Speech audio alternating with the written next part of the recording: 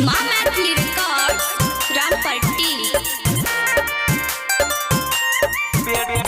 Singing by Pankaj Pandya. Kundan Raj Harsi.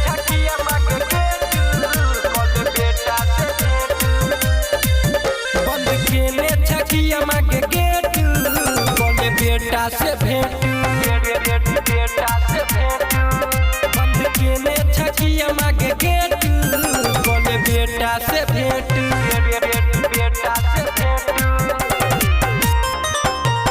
भगला के बहुते भटकलो दर दर मैया के ठोकर खेलो लोहन सब के देत बोले बेटा से भेंट बंद केले छकिया मांगे गेट बोले बेटा से भेंट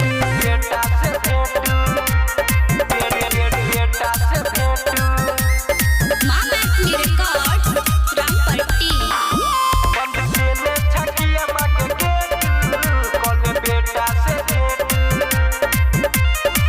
चल के तोर में राख छुपा के कनियो त देखै ने नजर उठा के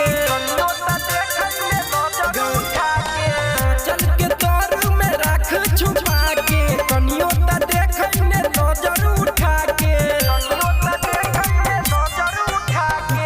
मोर कनियो तू मेट कल बेटा से भेंट बंद केले छकिया मांगे गेट कल बेटा से भेंट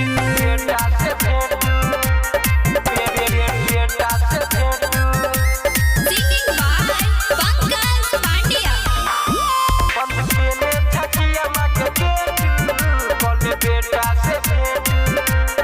पंकज पंड्या के येलो शरण में खोइल बताबै छौ जे छै के मन में